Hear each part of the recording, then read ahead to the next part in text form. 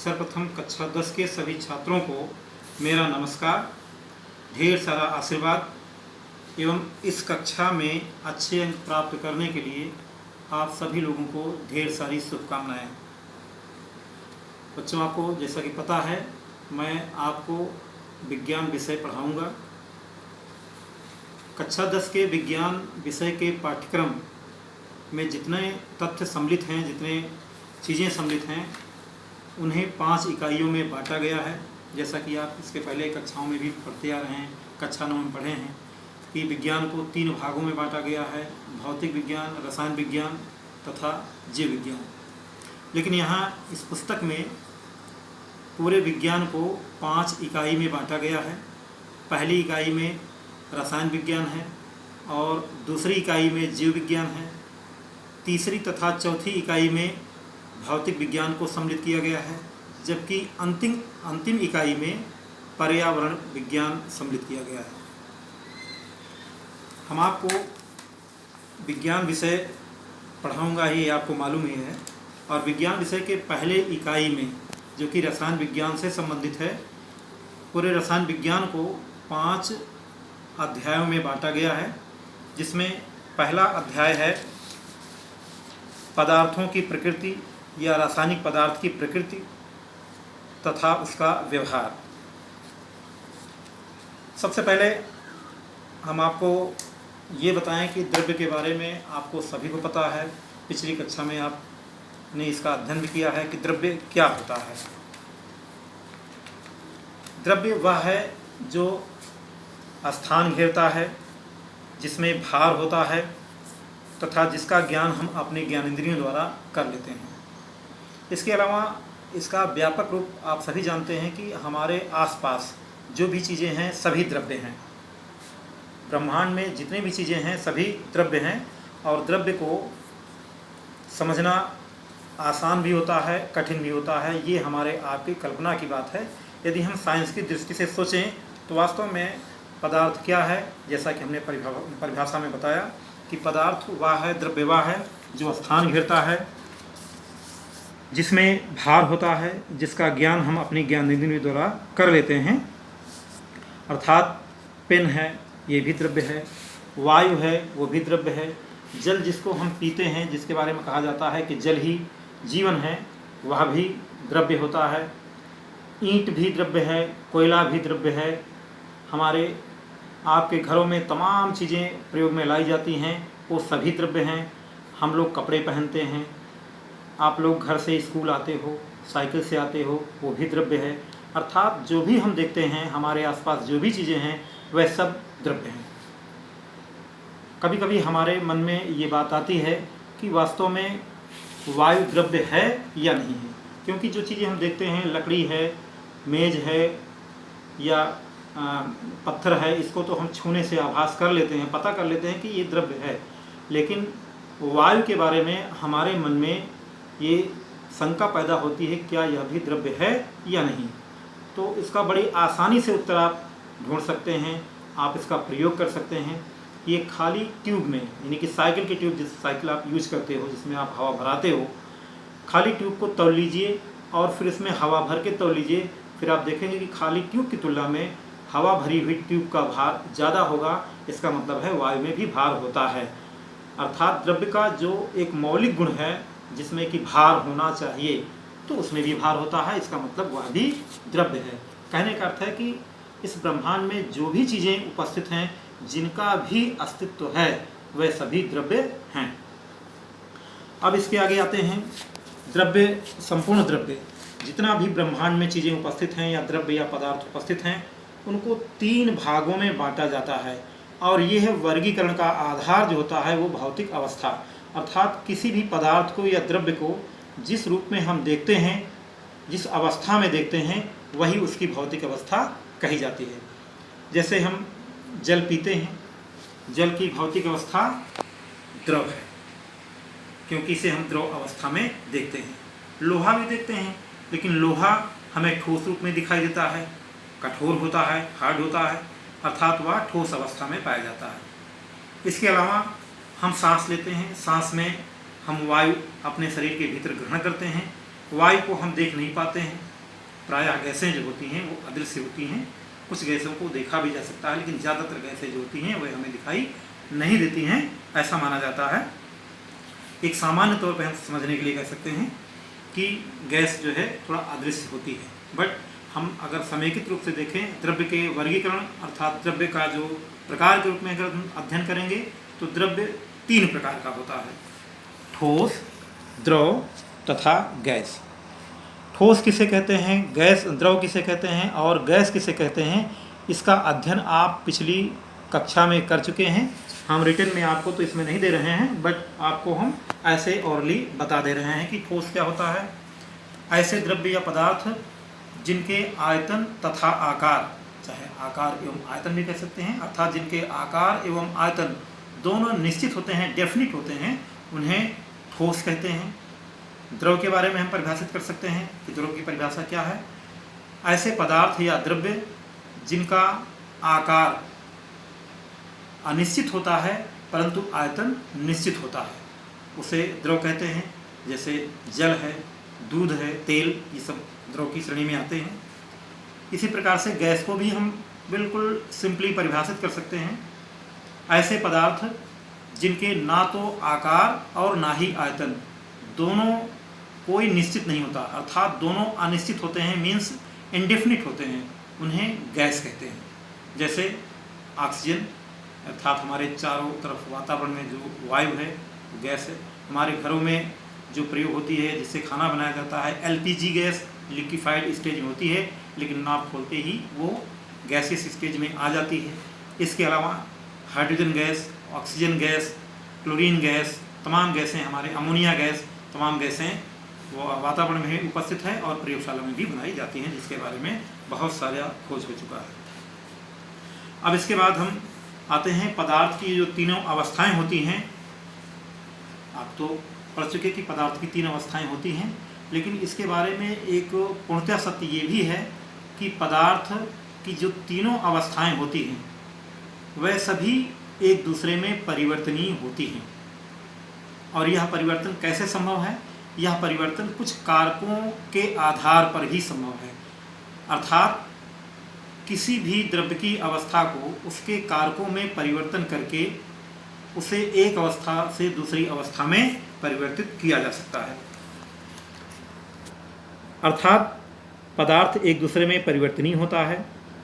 पदार्थ में निरंतर परिवर्तन होते रहते हैं। जो पदार्थ तथा ऊर्जा की अन्योन्य क्रियाओं से उत्पन्न एवं नियंत्रित होते हैं। अर्थात हम पदार्थ की ऊर्जा में जब परिवर्तन कर देते हैं तो उसकी अवस्था भी बदल जाती है, और पदार्थ की ऊर्जा बेसिकली उसके ताप, दाब तथा आयतन तथा उसके परमाणुओं की व्यवस्था पर ही निर्भर होती है। अब इसके बाद आते हैं परिवर्तन के प्रकार। तो ऐसे तो परिवर्तन को हम कई प्रकार से वर्गीकृत कर सकते हैं, लेकिन सामान्य रूप से जो द्रव्य में परिवर्तन होता है, पदार्थ में परिवर्तन होता है, तो वह परिवर्तन 2 प्रकार का होता है। पहला भौतिक परिवर्तन होता है और दूसरा रासायनिक परिवर्तन। अर्थात पदार्थों में परिवर्तन 2 प्रकार के संभव होते हैं, जिनमें से एक को भौतिक परिवर्तन कहा जाता है और दूसरे को रासायनिक परिवर्तन कहते हैं। अब हमारे दिमाग में प्रश्न उठना चाहिए कि भौतिक परिवर्तन क्या होता है, या what are the physical changes, भौतिक परिवर्तन किन्हें कहा जाता है। हम अपने पर्यावरण में, वातावरण में तमाम ऐसी घटनाएं देखते रहते हैं। हम अपने घरों में, अपने दैनिक जीवन में तमाम ऐसी घटनाओं को देखते रहते हैं और ऐसी घटनाओं से हम वाकिफ़ हैं। जैसे हम जल को देखते हैं, इस समय गर्मी का मौसम है, हम लोगों को ठंडा जल अच्छा लगता है, अर्थात वातावरण का तापमान बढ़ जाता है तो नॉर्मल टेम्परेचर से कम टेम्परेचर अर्थात ठंडे जल को अगर पीते हैं तो हमें ज़्यादा अच्छा लगता है। ठंडा कैसे होता है? उसके ताप को कम किया जाता है। ताप को कम करने के लिए हमारे घरों में डिवाइस हैं, जैसे फ्रीजर है। अगर हम किसी बोतल में या बॉटल में जल को भर करके कुछ समय के लिए जल को रख देते हैं तो उसका ताप घट जाता है, अर्थात ठंडा पानी हो जाता है। इसे हम काफ़ी देर तक रख देते हैं, जैसे उसमें जो फ्रीजर होता है, फ्रीजर में हम काफ़ी समय तक रख देते हैं तो बर्फ़ भी बन जाता है। इसके अलावा हम किचन में जल को उबाल कर देख सकते हैं, तो जल को उबालने पर जलवाष्प भी बन जाती है। कहने का मतलब है कि ऐसे कई परिवर्तन हैं जिन्हें हम आसानी से अपने आसपास देखते हैं, वातावरण में भी देखते हैं। हम अपने आसपास कहीं पानी एकत्रित देखते हैं, कुछ समय बाद फिर उसका निरीक्षण करते हैं तो हम पाते हैं कि वह पानी जो कुछ दिन पहले देखे थे वो पानी गायब हो जाता है, कहाँ चला जाता है। इसके अलावा बरसात होती है, ओले पड़ते हैं, कोहरा होता है। कहने का मतलब है तमाम ऐसी घटनाएं हम अपने दैनिक जीवन में या मौसम परिवर्तन जब होता है तो ऐसी घटनाओं को हम देखते रहते हैं। बस इसके संबंधित या इसी से जुड़ी हुई हमारे समस्याएं उत्पन्न होनी चाहिए, हमारे दिमाग में प्रश्न उत्पन्न होने चाहिए, ये कैसे संभव है, क्योंकि ये परिवर्तन इन्हीं परिवर्तन से ही संभव है, अर्थात भौतिक परिवर्तन से संभव है। कहने का मतलब है कि भौतिक परिवर्तन किसे कह सकते हैं। भौतिक परिवर्तन को सिंपली हम डिफाइन कर सकते हैं, पदार्थ में होने वाले ऐसे परिवर्तन जिसमें उसके भौतिक गुण जैसे अवस्था, आकार, रूप, विद्युत चालकता एवं घनत्व आदि कारकों की उपस्थिति में बदल जाते हैं, परंतु इसका रासायनिक संगठन अपरिवर्तित रहता है। ध्यान रहे, संगठन नहीं है, संगठन है। संगठन अपरिवर्तित रहता है, भौतिक परिवर्तन कहलाता है। इसका तात्पर्य ये हुआ कि जैसे हम नमक को देखते हैं, नमक को जल में घोल देते हैं, हम जब देखते हैं तो वह क्रिस्टल अवस्था में रहता है, चीनी छोटे छोटे रवों की अवस्था में रहता है। जब जल में घोलते हैं तो चीनी का विलयन बन जाता है, नमक को घोलते हैं तो नमक का विलयन प्राप्त हो जाता है। जल को हम ऐसे देख रहे हैं, जो पीते हैं वो द्रव अवस्था में है, जब हम फ्रीजर में रख देते हैं बर्फ की अवस्था में देखते हैं वो ठोस में बदल जाता है। जल को हम जब गर्म करते हैं तो ऐसे जल हमको दिखाई देता है, लेकिन जब भाप बन जाता है उसके भाप अवस्था में तो बिल्कुल थोड़ा बहुत दिखाई देता है, जब उसके कण और छोटे अवस्था में पहुंच जाते हैं तो हमको दिखाई नहीं देते, अर्थात वे वातावरण में अदृश्य हो जाते हैं। तो ये परिवर्तन जो होता है वो भौतिक परिवर्तन होता है।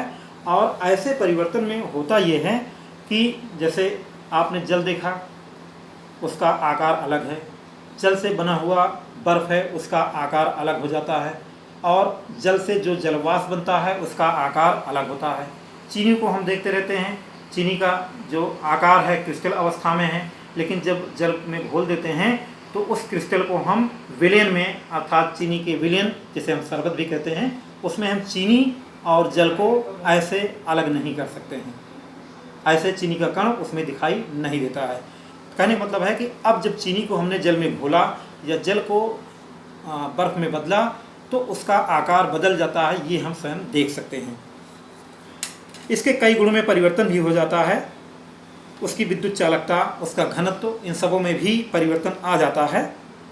लेकिन उसका जो केमिकल कंपोजिशन होता है, जो रासायनिक संगठन होता है, उसमें कोई परिवर्तन नहीं होता है। जैसे जल का रासायनिक सूत्र यानी जल के रासायनिक संगठन में हाइड्रोजन और ऑक्सीजन तत्व हैं। जब जल को ठंडा करेंगे, बर्फ बनेगा, तब पर भी उसमें जो संगठन होगा, अर्थात जो उसके घटक होंगे, वह भी हाइड्रोजन और ऑक्सीजन ही होंगे। इसके अलावा जल को गर्म करने पर जब जलवाष्प बनेगी तो उसमें भी हाइड्रोजन और ऑक्सीजन ही रहेगा।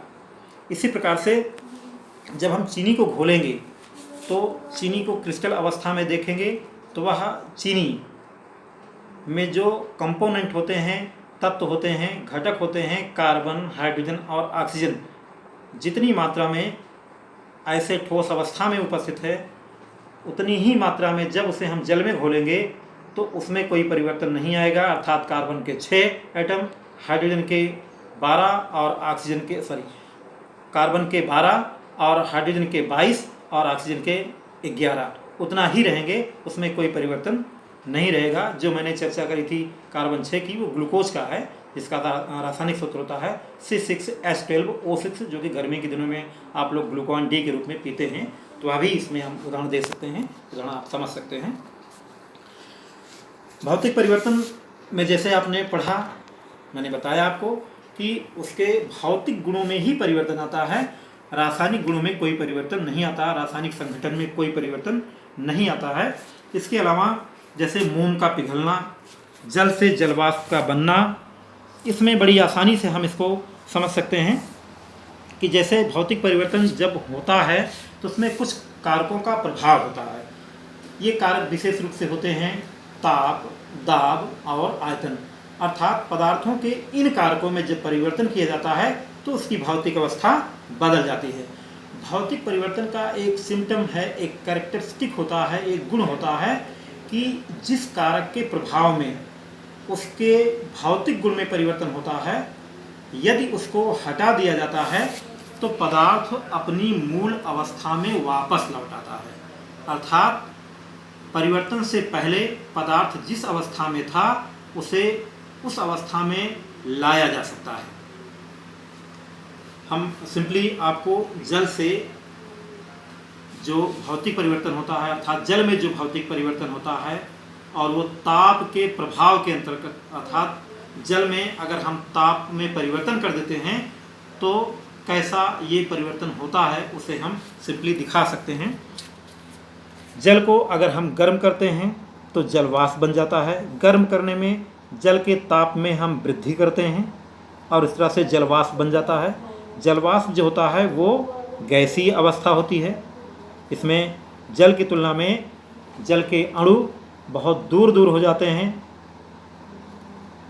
जब हम जल को ठंडा करते हैं तो बर्फ़ बन जाता है, जिसमें कि अब H2O के अणु बहुत पास पास हो जाते हैं। इसी प्रकार से जब हम जलवाष्प को ठंडा करते हैं तो पुनः जल बन जाता है।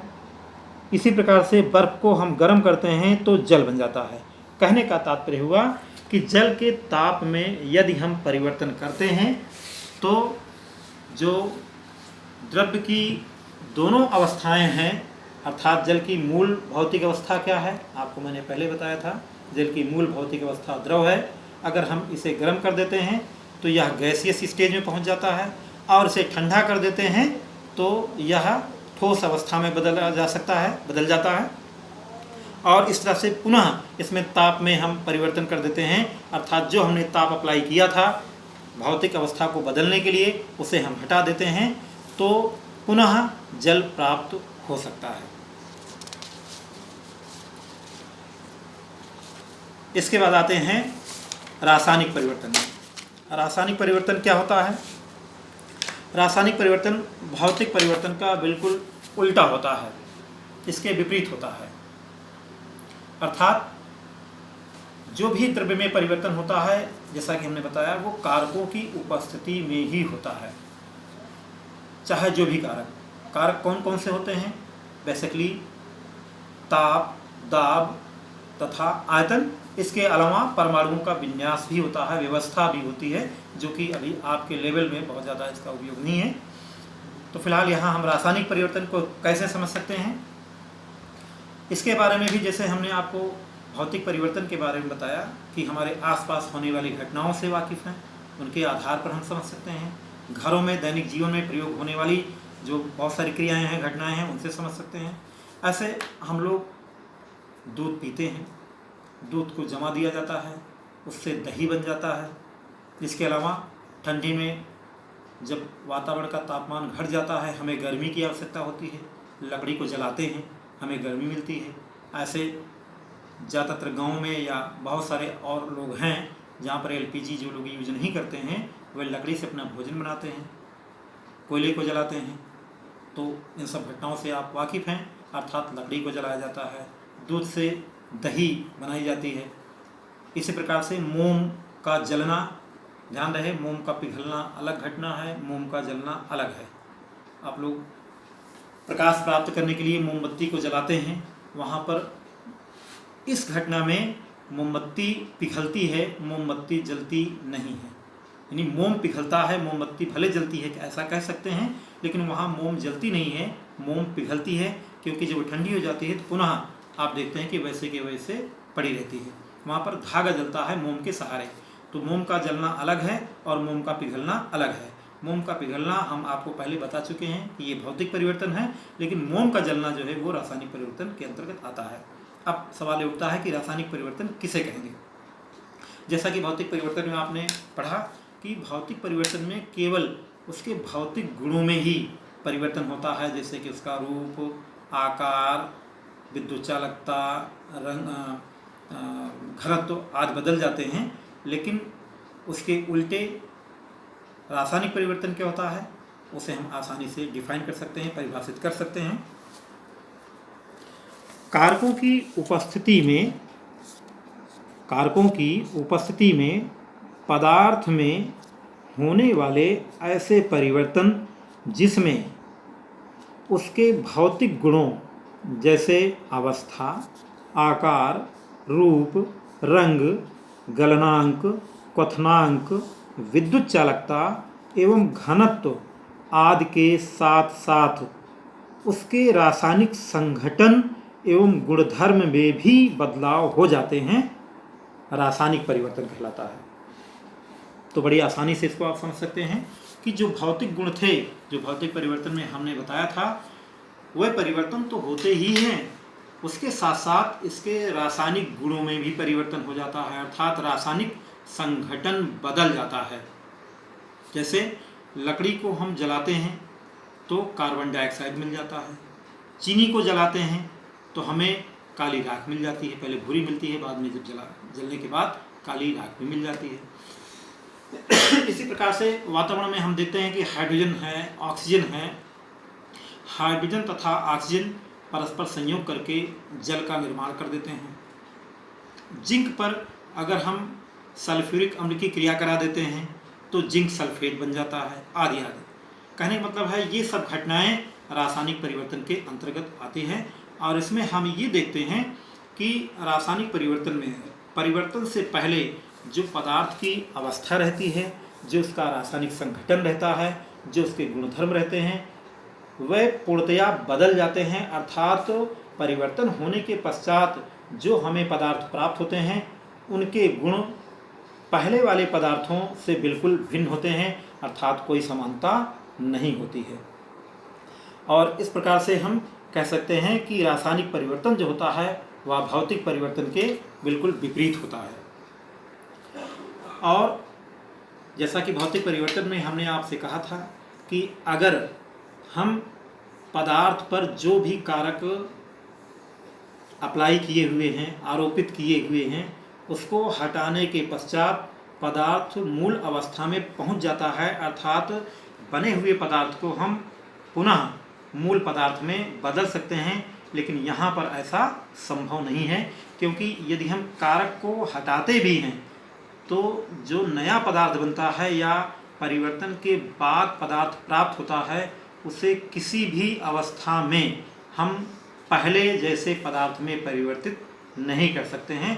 अर्थात रासायनिक परिवर्तन में जो नया पदार्थ बनता है उसे हम कारकों के हटाने के बाद भी मूल पदार्थ में उसे नहीं बदल सकते हैं। इस तरह से हम कह सकते हैं कि रासायनिक परिवर्तन के अंतर्गत तो पदार्थों में जो परिवर्तन हो जाता है वह अस्थायी परिवर्तन होता है, जबकि भौतिक परिवर्तन में वह अस्थायी परिवर्तन होता है, टेम्पररी होता है। मतलब एक बार परिवर्तन होने पर दोबारा हम उसे मूल अवस्था में ले जा सकते हैं, लेकिन केमिकल चेंज में अर्थात रासायनिक परिवर्तन में हम पदार्थ को किसी भी अवस्था में उसके मूल अवस्था में, ओरिजिनल फेज में, ओरिजिनल स्टेज में हम नहीं बदल सकते हैं। तो इस तरह से भौतिक परिवर्तन और रासायनिक परिवर्तन एक दूसरे के विपरीत होते हैं, दोनों के गुणों में काफ़ी अंतर हो जाता है। अब इसके बाद आते हैं वास्तव में परिवर्तन होता है, रासायनिक परिवर्तन होता है। रासायनिक परिवर्तन के अंतर्गत हम रासायनिक अभिक्रियाओं का भी अध्ययन करते हैं, बिल्कुल उसी से जुड़ा हुआ है कि रासायनिक अभिक्रियाएं किसे कहते हैं। तो रासायनिक परिवर्तन जो होता है वो रासायनिक अभिक्रियाओं से जुड़ा है, या हम कहें इसके उल्टे कि रासायनिक अभिक्रियाएं जो होती हैं वह रासायनिक परिवर्तन के परिणाम स्वरूप होती हैं, अर्थात एक दूसरे से जुड़ी होती हैं। यानी रासायनिक अभिक्रियाओं में रासायनिक परिवर्तन ही होता है। जैसा कि रासायनिक परिवर्तन में हम आपको कई एग्जाम्पल्स दिए, लकड़ी को जलाते हैं, कार्बन डाइऑक्साइड बनती है, हाइड्रोजन और ऑक्सीजन के क्रिया से संयोग होने से जल बनता है, जिंक और सल्फ्यूरिक अम्ल की अभिक्रिया से जिंक सल्फेट बनता है, हाइड्रोजन गैस बनती है। इसी तरह से अम्ल और क्षार की अभिक्रिया से लवण तथा जल बनते हैं। तमाम घटनाएं हैं रासायनिक परिवर्तन में। उसी के आधार पर हम रासायनिक अभिक्रिया या रासायनिक अभिक्रियाओं को परिभाषित करते हैं। रासायनिक अभिक्रियाएं किन्हें कहते हैं, इसके लिए हम परिभाषित कर सकते हैं, वह घटना जिसमें एक या एक से अधिक पदार्थों के वह घटना जिसमें एक या एक से अधिक पदार्थों के परमाणुओं में अंतर क्रियाओं मीन्स इंटरैक्शंस एवं पुनर्विन्यास मीन्स रीअरेंजमेंट के परिणाम स्वरूप नए पदार्थ बनते हैं, रासायनिक अभिक्रियाएं कहलाती हैं। जैसे हाइड्रोजन और ऑक्सीजन से जल बनता है, जिंक और सल्फ्यूरिक अम्ल से जिंक सल्फेट तथा हाइड्रोजन गैस बनती है। लकड़ी या कोयले को आग में जलाने या ऑक्सीजन के साथ क्रिया कराने पर कार्बन डाइऑक्साइड गैस बनती है। अब बहुत सिंपली हम इन चीज़ों को समझ सकते हैं। कहने के लिए तो बड़ा इजी है, सरल है, लेकिन इतना सरल भी नहीं होता है अभी आपके लेवल पर, लेकिन ऐसा कठिन भी नहीं है जिसे हम समझ ना पाएँ।